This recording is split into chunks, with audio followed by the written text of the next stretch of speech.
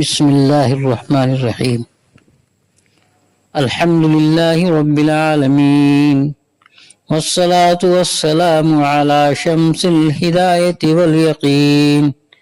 أما بعد، فقد قال النبي صلى الله تعالى عليه وسلم: طلب العلم فريضة على كل مسلم،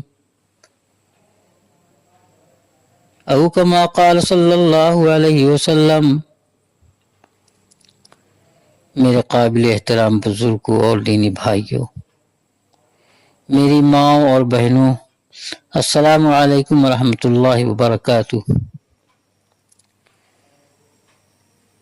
آج آپ حضرات کے سامنے میں نے ایک بہت ہی مشہور حدیث طلب العلم فریضۃ علی کل مسلم پڑھی ہے۔ یہ حدیث پاک جتنی مشہور ہے اس سے کہیں زیادہ اہم بھی ہے۔ اس حدیث پاک میں آپ صلی اللہ علیہ وسلم نے ارشاد فرمایا کہ علم کا حاصل کرنا ہر مسلمان پر فرض ہے، خواہ وہ مسلمان مرد ہو یا عورت۔ میرے بزرگوں، آخر اس علم سے کون سا علم مراد ہے جس کو آپ صلی اللہ علیہ وسلم حاصل کرنا فرض قرار دے رہے ہیں؟ کیا دنیا کا علم حاصل کرنا ہر مسلمان پر فرض ہے یا دین کا علم حاصل کرنا فرض ہے؟ میرے بزرگوں، غور کرنے کا مقام ہے، کیونکہ انسان خدا کا بندہ ہے اور اس کو اللہ تعالیٰ نے اپنی عبادت کے لیے دنیا میں بھیجا ہے۔ عبادت کیا ہے؟ عبادت زندگی کے تمام شعبوں میں اللہ اور اس کے رسول کی ہدایات کے مطابق عمل کرنے کا نام عبادت ہے۔ اور ظاہر سی بات ہے، زندگی کے ہر شعبے میں اللہ اور اس کے رسول کی ہدایات کا جاننا کہ اس میں کیا ہے، اس میں کیا ہے، یہ سب علم دین کے حصول پر موقوف ہے۔ اگر علم دین ہوگا تو یہ جاننا آسان ہوگا کہ اس شعبے میں اللہ اس کے رسول کی ہدایات کیا ہیں، کس طریقے سے ہم اس شعبہ زندگی کو گزاریں۔ اس سے معلوم ہوا کہ حدیث پاک میں جس علم کے حصول کو فرض قرار دیا جا رہا ہے وہ علم دنیا نہیں بلکہ علم دین ہے۔ میرے بزرگوں اور دینی بھائیوں، موجودہ پرخطر ماحول میں جہاں دین سے دوری اور خدا سے بیزاری کی آندھیاں چل رہی ہیں، اس میں مسلمانوں کے لیے خود اپنے کو اور اپنی اولاد کو دین کی تعلیم سے آراستہ کرنا، اپنی شناخت اور ملی تشخص کو باقی رکھنے کے لیے ضروری ہے۔ دین کی تعلیم مسلمانوں کے لیے شہرگ کا درجہ رکھتی ہے۔ یہ شہرگ اگر کاٹ دی جائے تو مسلمان زندہ لاش نظر آئے گا۔ آج پوری دنیا میں مسلمان ذلت و رسوائی کے دور سے گزر رہا ہے۔ اس کی آخر وجہ کیا ہے؟ میرے بزرگوں، اس کی واحد وجہ یہ ہے کہ مسلمان دین کی تعلیم سے دور ہے۔ مسلمانوں کے تعلق سے سرخیل علماء حضرت شیخ الہند مولانا محمود حسن دیوبندی رحمۃ اللہ علیہ کی دردمندی و فکر مندی کس قدر عمیق تھی، اور وہ ان کے جسم کے رگ و ریشے میں کس طرح خون بن کر دوڑ رہی تھی، اس کا اندازہ ان کی زندگی کی آخری اور تاریخی تقریر سے ہوتا ہے۔ حضرت شیخ الہند رحمۃ اللہ علیہ اپنی حیات کے آخری پڑاؤ پر تھے،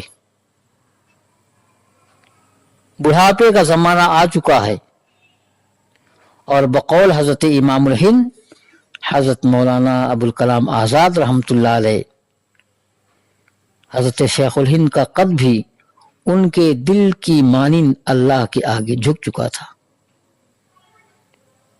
3 سال 2 ماہ تک جزیرہ مالٹا میں محبوس رہنے کے بعد 12 مارچ 1920 عیسوی کو ان کی رہائی ہوئی۔ 15 مارچ کو اسکندریہ مصر لے جائے گئے اور تقریباً 8 روز وہاں قیام رہا۔ وہاں سے سوئز اور پھر عدن لے جائے گئے اور اس کے بعد آپ کی مکمل رہائی ہوئی۔ 8 جون سن 1920 عیسوی کو آپ بمبئی پہنچے اور پھر وہاں سے دیوبند، جہاں ہزاروں معتقدین اور شاگردوں نے آپ کا استقبال کیا۔ متعلقین تو خوش تھے کہ ان کے جلیل القدر استاذ و مربی قید کی ایک مدت کاٹ کر رہا ہو گئے ہیں، مگر حضرت شیخ الہند رحمۃ اللہ علیہ کا ذہن مسلسل یہ سوچ رہا تھا کہ آئندہ مسلمانوں کی دینی شناخت، ملی تشخص اور قومی وقار کی محافظت کا کیا راستہ ہو سکتا ہے۔ آپ نے اسی موقع سے دارالعلوم دیوبند میں منعقدہ استقبالیہ جلسے سے خطاب کرتے ہوئے ارشاد فرمایا، میرے بزرگوں، اس خطاب پر غور کرنے کی ضرورت ہے۔ سوچو اور غور کرو کہ عمر کے آخری دنوں میں حضرت شیخ الہند رحمۃ اللہ علیہ کیا فرما رہے ہیں۔ فرمایا، میں نے جہاں تک جیل کی تنہائیوں میں اس پر غور کیا کہ پوری دنیا میں مسلمان دینی و دنیاوی ہر حیثیت سے کیوں تباہ ہو رہے ہیں، تو اس کے 2 سبب معلوم ہوئے۔ پہلا سبب ان کا قرآن کو چھوڑ دینا ہے، اور دوسرا آپس کے اختلافات اور خانہ جنگی ہے۔ حضرت شیخ الہند فرماتے ہیں، اس لیے میں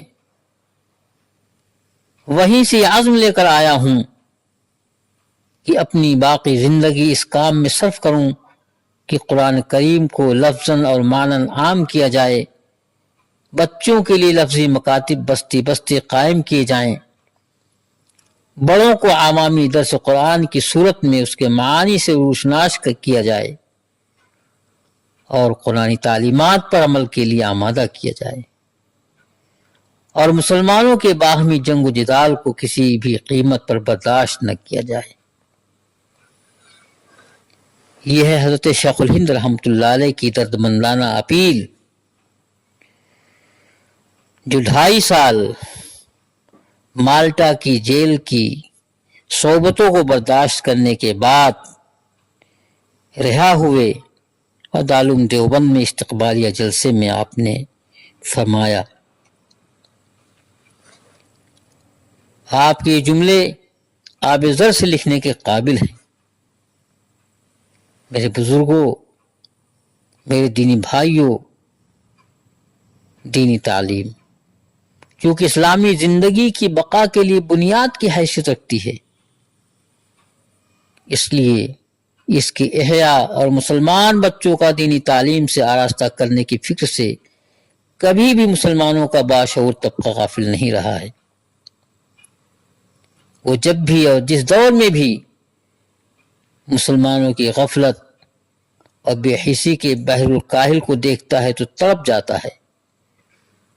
اس کو یقین ہے کہ دنیا کی کوئی طاقت اور کوئی بڑے سے بڑا فساد بھی ہندوستان کے مسلمانوں کا نعوذ باللہ خاتمہ نہیں کر سکتا، سوائے اس بات کے کہ مسلمانوں کی نئی نسل کو دین کی تعلیم سے کاٹ دیا جائے اور ان کی اولاد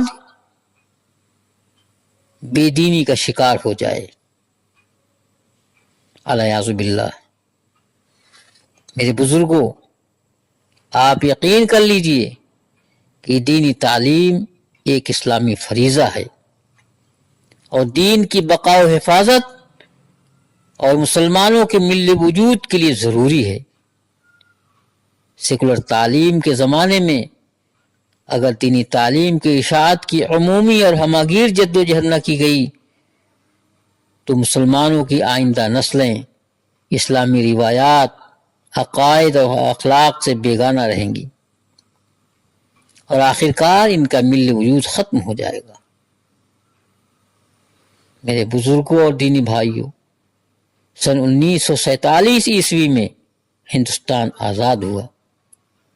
آزاد ہونے کے بعد ایک ایسے نازک دور کی شروعات ہوئی جس سے مسلمان سراسیمگی میں مبتلا ہو گیا۔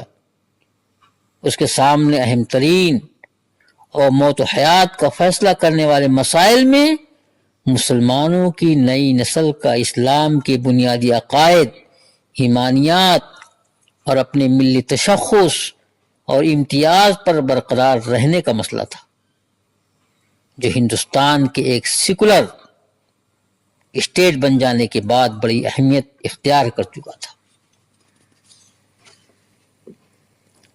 اس خطرے کا واضح طور پر احساس سب سے پہلے جمعیت علماء ہند کو ہوا۔ اس نے بلا تاخیر کروڑوں مسلمان بچوں اور بچیوں کی دینی تعلیم کے لیے پورے ملک میں جدوجہد شروع کر دی۔ خوشی کی بات ہے کہ دینی تعلیم کی ضرورت کا ہر جگہ احساس ہوا اور اس تحریک کو پسند کیا گیا۔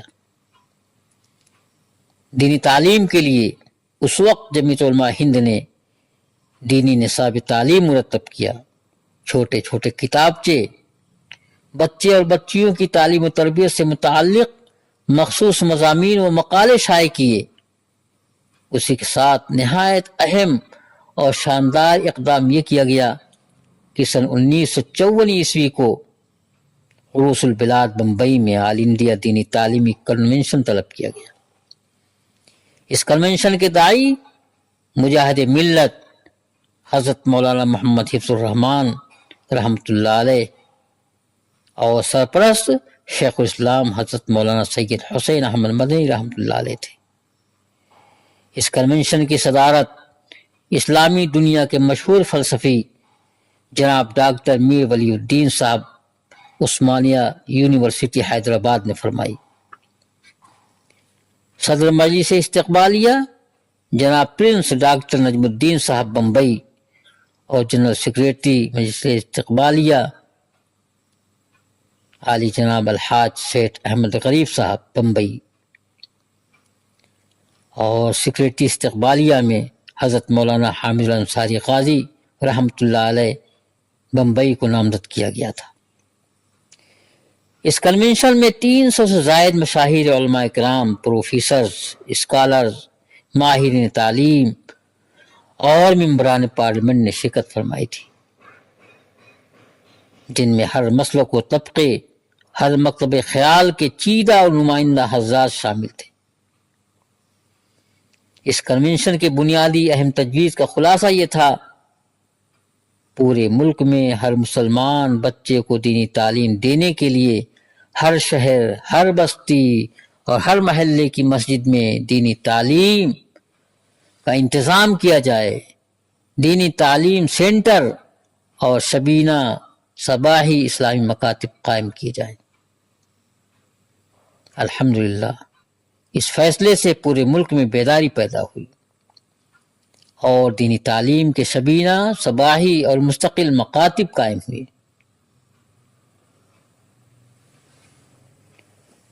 دوسری طرف قاضی محمد عادل عباسی رحمۃ اللہ علیہ، جو ایک ممتاز نیشنلسٹ اور کانگریسی مسلمان تھے، یو پی اسمبلی کے ممبر بھی رہے اور ڈسٹرکٹ بورڈ بستی کے اہم رکن اور عہدیدار بھی تھے، ان کے ذہن پر بھی یہ خطرہ ایسا مستولی ہو گیا کہ انہوں نے اپنی پوری توانائی اور اپنی تمام ذہنی صلاحیتیں اس پر مرکوز کر دیں۔ قاضی صاحب نے سن 1959 میں اپنے وطن شہر بستی میں دینی تعلیم کے نام سے ایک کانفرنس بلائی، جس کی صدارت حضرت مولانا سید ابو الحسن علی میاں ندوی رحمۃ اللہ علیہ نے فرمائی۔ اس کانفرنس میں بھی دینی تعلیم کی اہمیت پر زور دیا گیا اور وہیں دینی تعلیمی کونسل اتر پردیش کی بنیاد قائم ہوئی۔ حضرت مولانا علی میاں صاحب رحمۃ اللہ علیہ اس کے صدر منتخب کیے گئے۔ قاضی صاحب جنرل سیکریٹری۔ اس کونسل کے جدوجہد کے نتیجے میں صوبہ یوپی میں کئی ہزار مکاتب قائم ہوئے، جن میں لاکھوں کی تعداد میں بچے قرآن مجید، ناظرہ اور اردو دینیات کی تعلیم سے فیض یاب ہوئے۔ الحمدللہ جمعیت علماء ہند کی اس جدوجہد کے نتیجے میں پورے ملک میں ہزاروں کی تعداد میں اس وقت بھی مکاتب اور مدارس قائم ہوئے، اور یہ سلسلہ جمعیت علماء ہند دینی تعلیمی بورڈ کے ماتحتی میں آج بھی جاری اور ساری ہے۔ ابھی آپ کے سامنے جو کچھ عرض کیا گیا وہ تو سن 1947 عیسوی کے بعد شروع ہونے والے حالات کے پس منظر میں بیان کیا گیا۔ اس وقت مسلمانوں نے بڑی دلیری کے ساتھ فیصلہ کیا کہ ہم ہندوستان میں رہیں گے، یہیں جئیں گے اور یہیں مریں گے، اور مسلمان رہ کر جئیں گے اور مریں گے، اور ہماری نسلیں بھی اسلام اور ایمان کے ساتھ اسی سرزمین میں رہیں گی۔ میرے بزرگوں اور دینی بھائیوں، لیکن آج کی موجودہ صورتحال کی خطرناکی ماضی کی صورتحال سے کہیں زیادہ خطرناک اور زہر آلود ہے۔ ہندوتو کا بڑھتا ہوا سیلاب، مسلمانوں اور اسلام کے خلاف اٹھتا ہوا طوفان، مدارس اور علماء کرام سے بڑھتی ہوئی دشمنی، اسکولوں اور پاٹھشالاؤں میں سوریہ نمسکار، یوگا اور وندے ماترم جیسے مشرکانہ اور کفری اعمال، توحید کے خلاف زہر میں گھلے ہوئے اسکولوں کا نصاب تعلیم، ان سب صورتحال نے ہمیں جھنجھوڑ کر رکھ دیا ہے کہ ہم اپنے آپ کو اور اپنی اولاد کو اس طوفان سے کیسے بچائیں، کیا اللہ عمل تیار کریں کہ ہماری اولادیں اور ہمارے مسلمان بچے اسلام پر باقی رہ سکیں۔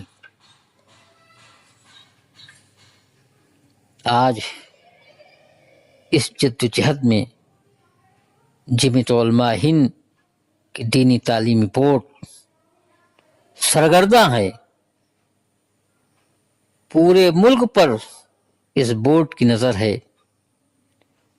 ہر صوبے میں دینی تعلیمی بورڈ کا قیام ہے، اور اس کے ماتحت ہر ضلع میں ضلعی اعتبار سے دینی تعلیمی بورڈ کا جال پھیلایا جا چکا ہے۔ کوشش جاری ہے کہ مسلمان اور مسلمان کے بچے دین سے آراستہ ہوں، دین پر قائم دائم رہیں اور دینی اعتبار سے اپنی زندگی گزاریں۔ کوئی قصبہ، کوئی شہر، کوئی گاؤں ایسا باقی نہ ہو جہاں مسلمان بچوں کی دینی تعلیم کا انتظام نہ ہو۔ آج جمعیت علماء ہند کا یہ شعبہ دینی تعلیم بورڈ ہماتن مصروف نظر آ رہا ہے۔ آئیے ہم عہد کریں کہ ہم دینی تعلیم کی طرف توجہ دیں گے۔ کوئی گاؤں ایسا نہیں بچے گا جہاں دین کی ضروری تعلیم کے لیے مکتب، مدرسہ قائم نہ ہو، اور جہاں مدرسہ یا مکتب چل رہے ہیں ان کے معین و مددگار بنیں گے۔ اس کام کو ہم اپنی زندگی سے زیادہ عزیز رکھیں گے، اور علماء کے ساتھ مل کر، دین کے کام کرنے والوں کے ساتھ مل کر ان کا ہم بھرپور خیر مقدم بھی کریں گے، اور ان کا ہر قدم پر تعاون بھی کریں گے۔ اللہ ہم سب کو اس کی توفیق عطا فرمائے۔ وآخر دعوانا الحمد للہ رب العالمین۔